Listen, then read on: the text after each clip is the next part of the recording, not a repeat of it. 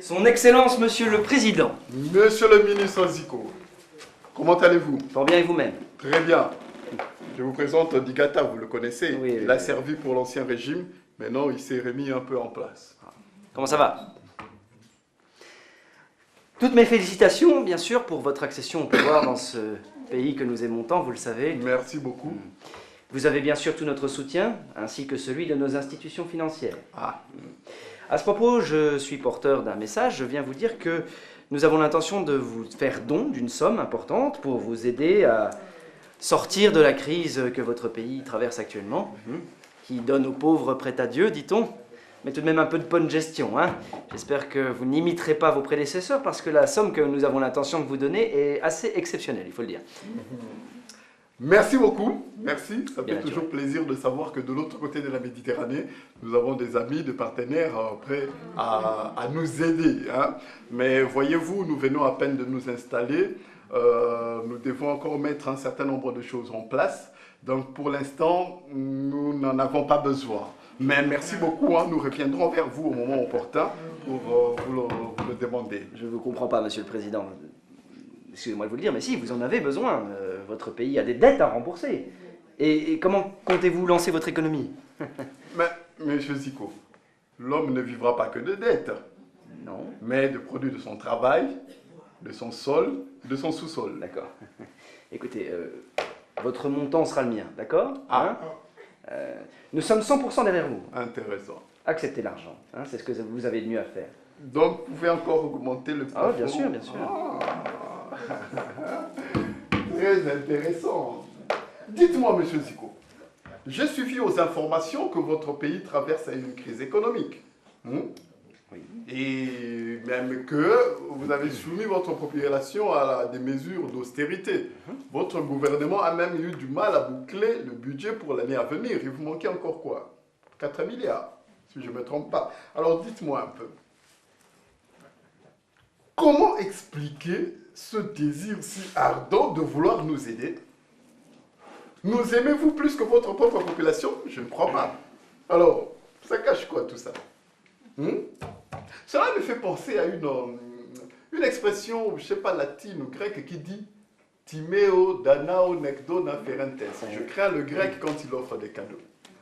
Si ça ne vous dérange pas, on gardera les citations latines pour plus tard. D'accord. Monsieur Zico, oui. D'homme à homme, ok? Il n'y a pas à parler d'une manière voilée. Vous et moi savons que cet argent-là, c'est des dettes que vous nous donnez. Ce ne sont pas des dons, d'accord? Eh bien, sachez qu'à partir de maintenant, je refuse de m'endetter. Le poids de cette dette nous écrase déjà. Faudrait-il qu'il écrase encore nos enfants, et les enfants de nos enfants, et ceux qui sont encore à la mamelle puissent trouver des dettes qu'ils seront incapables de payer? Non, non, non, pas du tout. J'épargne cela à mes descendants. Bon, concrètement, ce que je vous propose là, c'est d'épargner, puisque vous parlez d'eux, une mort certaine à vos descendants et à vous-même d'ailleurs. Je suis d'accord avec vous. Il faut épargner, éviter la mort certaine. Oui. Mais ce n'est pas en nous endettant que nous y arriverons. Voyez-vous, nous consacrons déjà 45% du budget de l'État à rembourser les dettes. 45%.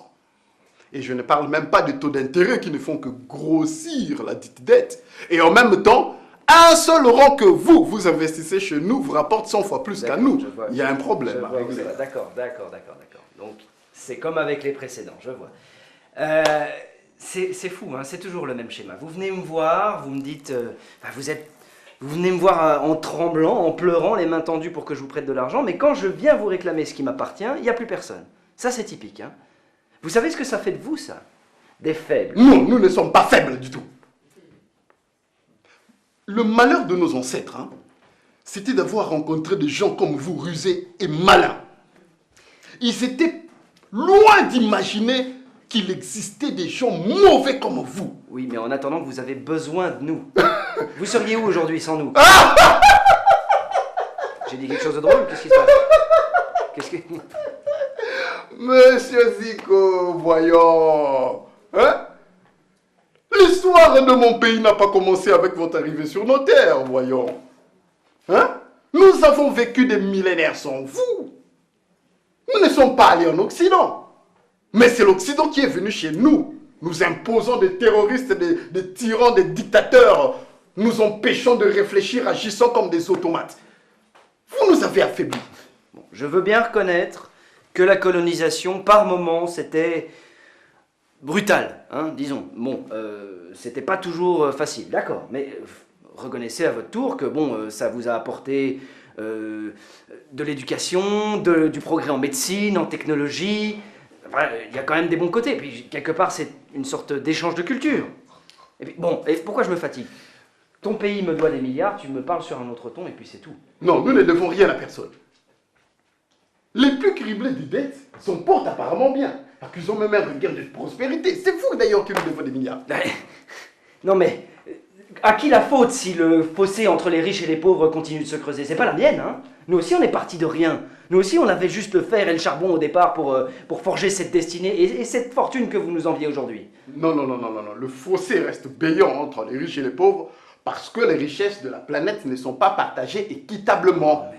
Et les forts usent de leur force pour en avoir encore plus, même plus qu'il n'en faut. Vous nous devez beaucoup d'argent, des milliards. Mais c'est vous les pauvres. Oh là là. Monsieur Zico, moi et mon peuple, nous ne sommes pas pauvres. Hein? D'après vos institutions là, internationales, vous avez fixé le seuil de la pauvreté à $1 le jour. Nous arrivons à peine à $110 l'année. Nous mangeons mal. Nous vivons mal. Nous dormons mal. Non, nous ne sommes pas encore pauvres. Et ça, c'est grâce à vous. D'ailleurs, pourquoi je me fatigue? Je pris ma décision. Je ne paierai plus cette dette. Voilà. Je rêve. C'est le comble de l'ingratitude. On est où, là? Qu'est-ce qui... Pincez-moi, c'est pas possible. Est-ce que tu as oublié tout ce qu'on a fait pour vous? On a soigné la blénorragie chronique de vos pygmées. Et on continue à le faire d'ailleurs, on a pansé les blessures de vos guerres tribales interminables à croire que vous faites que ça de vos journées. On a pris le temps, et ça a pris le temps, hein, de vous apprendre à lire et à écrire. Si vous nous avez appris à lire et à écrire, c'était pour mieux nous commander. Et nos guerres tribales, c'est vous qui les provoquez? Après nous avoir armés également, nous ne fabriquons pas les armes. Vous nous armez suffisamment pour combattre, mais jamais suffisamment pour l'emporter. Quant à nos gonocoques, si vous les avez soignés, c'était pour que nous ayons la force de travailler pour vous. Et à chaque fois que vous n'avez plus besoin de nous, vous nous jetez comme des condoms usagés. Bon, on va changer de ton, tout de suite. Hein. Souviens-toi de ce qui est arrivé aux autres dirigeants de ton continent après qu'ils nous aient un petit peu trop titillés. Hein. Tu vois le chef du village voisin, hein? Il nous a défiés, et tout de suite après, il a été renversé par celui qu'il venait tout juste de battre démocratiquement aux urnes. Tu vois ce que je veux dire? Et le vieux de la 13e case, là, hein? Lui aussi directement au vestiaire, même pas passer par le banc de touche. Tu mises plus que ce que tu possèdes, là, fais attention. D'ailleurs, c'est simple. Voilà, en fait, je vais pas me fatiguer davantage. Voilà. Demain, t'es mort.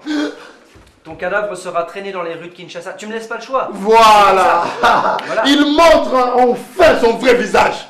Voilà. Mais c'est comme ça. Hein? Je connais vos méthodes de gangsters.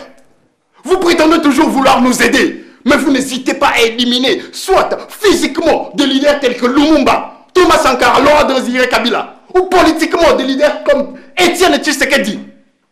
Tous ces gens-là voulaient qu'une seule chose, travailler pour leur peuple. Vous n'avez pas hésité à les éliminer. Mais sachez une seule chose, hein. Moi je n'ai pas peur de vous. Quand on n'a rien à perdre, on n'a rien à craindre.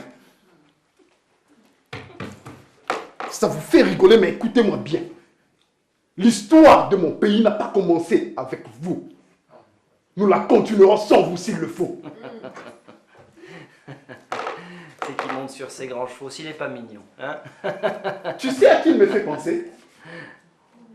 Il me fait penser à ces oncles sorciers qui font toutes sortes de pratiques occultes pour que les membres de leur famille, les neveux, les nièces, les frères et sœurs dépendent tous d'eux. Vous êtes un oncle sorcier. Moi, je sers mon pays. Moi aussi. Je vous souhaite une bonne journée. Une chance manquée. Dehors!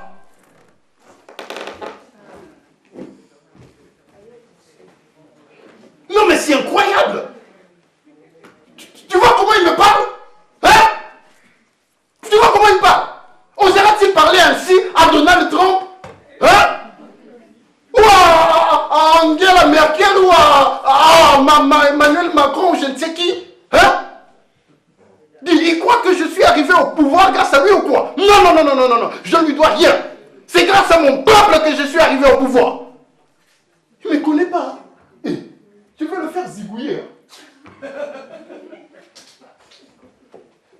Je n'arrive pas à croire que vous ayez refusé l'argent qui nous a proposé. Dis, tu ne vas pas t'y mettre toi aussi. Ce ne sont pas des cadeaux. Tu crois que c'est un Père Noël ou quoi? Hein? C'est des dettes qu'il nous donne. Ça pourra toujours nous aider.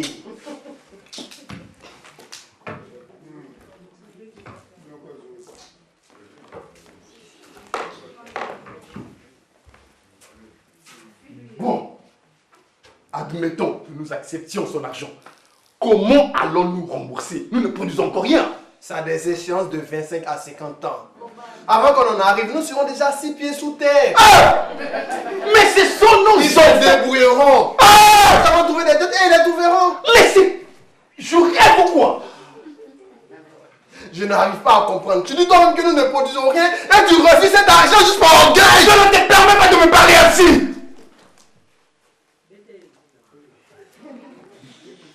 Je ne refuse pas son argent par orgueil.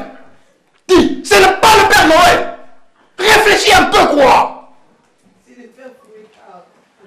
C'est des dettes qu'il nous donne. La main qui donne est toujours au-dessus de celle qui reçoit. Tu dois comprendre ça.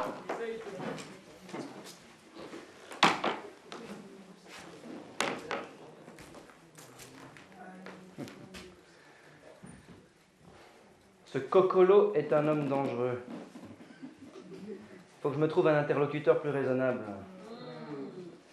Son numéro 2, là, Digata, il a l'air d'être plus ou moins ouvert. Digata. Alors, intellectuel, lèche-botte, caméléon, il a trempé dans 2-3 crimes, nationalité douteuse, mais il a le profil idéal. Je vais voir si je peux lui parler en tête à tête. Si son chef l'apprend, il va passer un sale quart d'heure, mais il ne tente rien à rien.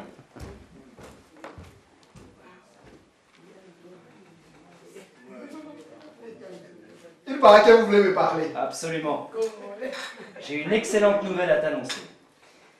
Tous mes collaborateurs et moi-même avons décidé d'effacer complètement la dette et de vous prêter à nouveau. Ah bon? Oui. Seulement, il va falloir pour ça mettre quelqu'un d'autre à la tête de votre pays. Et nous avons tout de suite pensé à toi. Moi? Oui, Vous plaisantez, monsieur Tico. jamais. Nous avons déjà un président Kokolo, c'est lui le chef. Ça fait plus que vous devez travailler. Il est plus clairvoyant que nous tous. La clairvoyance ne fait rien à l'affaire. Hein. Un aveugle arrive plus promptement sur un chemin plat qu'un voyant sur un chemin escarpé. Gros français, hein? Mais moi, je n'ai pas fait des études. Ça n'a aucune importance. Nous te donnerons le titre de docteur. Moi, docteur! Docteur Digata. Docteur! Alors bien sûr, tu as tout notre soutien ainsi que celui de nos institutions financières. Hein. Alors, la première chose que je te conseille de faire, c'est d'ouvrir un compte en banque chez nous. Tu sais comment on fait? Je ne sais pas faire. Bon, c'est pas grave. Je remplirai les papiers pour toi, tu n'auras qu'à signer en bas. Tu sais écrire ton nom? Un peu. Bon, ça ira. Ensuite, deuxième chose, toujours dans le même ordre d'idée, il faut que tu ouvres des comptes offshore. Tu sais ce que c'est? C'est des comptes en banque, mais comment dire, sur des îles, sur les îles Caïmans, Crocodile, varan. sur des îles. Bref, tu verras, c'est très pratique, ça sert à tout et on est tranquille avec ça. Regarde-toi. Eh, tu parles à un expert, je sais ce que je dis. Tu as vraiment le charisme d'un leader. Hein. Ah, je le vois tout de suite. J'ai de l'expérience. Parce que, regarde, Cocolo, là, franchement, à quoi ça ressemble hein? Il est petit, il est voûté, il a besoin d'une canne pour marcher, c'est pas possible. Et ce qui m'étonne le plus, c'est la manière qu'il a de te parler. C'est pas possible. Mais si je me trompe pas, c'est un Zango et toi t'es un Masano. Un vrai. Ah, j'en étais sûr. Eh bien, prouve-le. Tu peux pas le laisser te parler comme ça éternellement, c'est pas possible. Tu sais quoi, j'ai quelque chose pour toi. Regarde ça. Regarde ça. Parfait, on dirait que ça a été fait sur mesure. D'ici très peu de temps, on aura complètement oublié le roi Léopold et on ne parlera plus que du roi Léopard. C'est bien. Seulement voilà, il reste une petite condition à remplir. Laquelle? Nous pensons qu'il serait préférable de se débarrasser complètement de Cocolo. Et qui est? Pas lui, il est comme mon père. Pour devenir un homme, un jeune homme doit tuer son père. Hein? Les plus grandes décisions nécessitent les plus grands sacrifices. Pour l'amour de Dieu, pas lui. Eh bien, Dieu a tellement aimé les hommes et la terre qu'il leur a sacrifié son Fils unique.